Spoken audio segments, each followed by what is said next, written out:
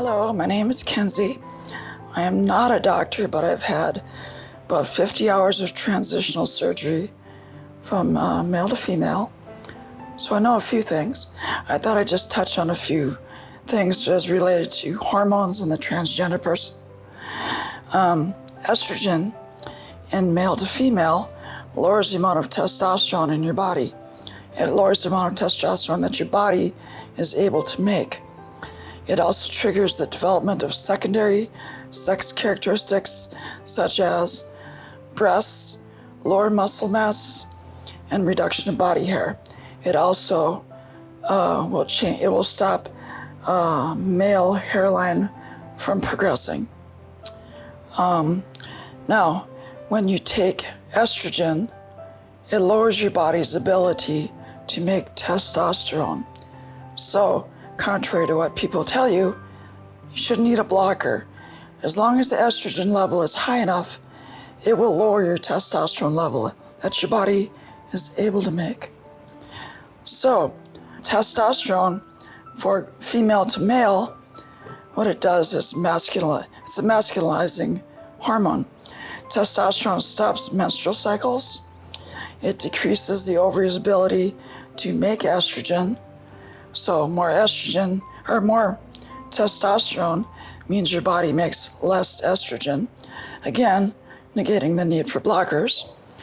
Your body will begin to redistribute your body weight. Fat will diminish around hips and thighs. Arms and legs will get more muscle.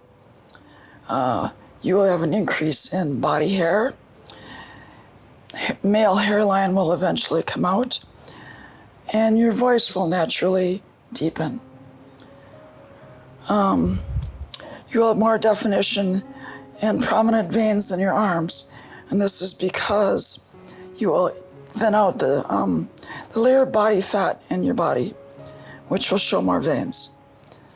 Just the opposite happens when you go male to female, because it will create more body fat over the veins. Your skin will get a slightly rougher appearance. Fat beneath the skin becomes thinner. Your voice will deepen. Puberty blockers. We never had these when I was a kid, but kids these days are lucky enough to have them.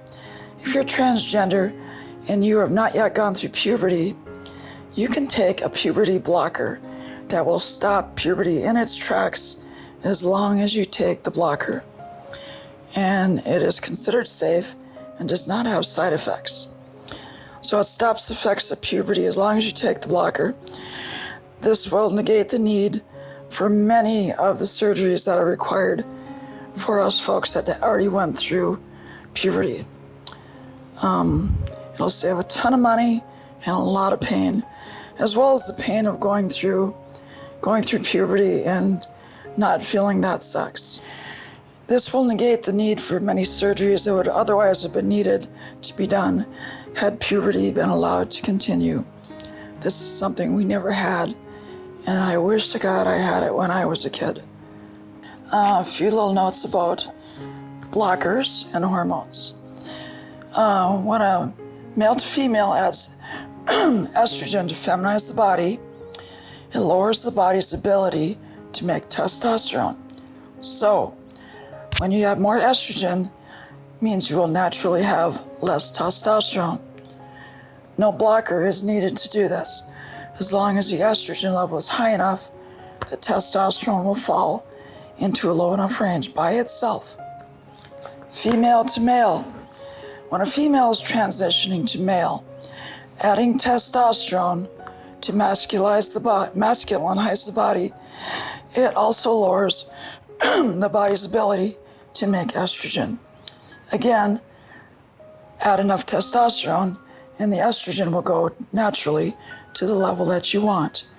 No blockers needed to do this. Blockers for estrogen and testosterone can have very bad side effects and should be avoided if possible. I don't know that everybody can, but if you're able to, avoid them. Now, if you're going for transitional surgeries ones that would, like GRS, gender reassignment surgery, or any surgery that's going to put you in bed for days at a time. A lot of times the surgeon will require you to go off of hormones. This is because the hormones thicken the blood and could cause a blood clot if you're laying in bed for days at a time. So, because it thickens your blood even when you're not in surgery, always hydrate extra to keep your blood more hydrated. Also, important note, after surgery and as soon as you are up and able to move around, get back on your hormones. Okay. Hormones, being off your hormones for an extended period of time will put your body into induced menopause. And you will be miserable. I've had this happen 3 times. It is no fun. It makes you moody.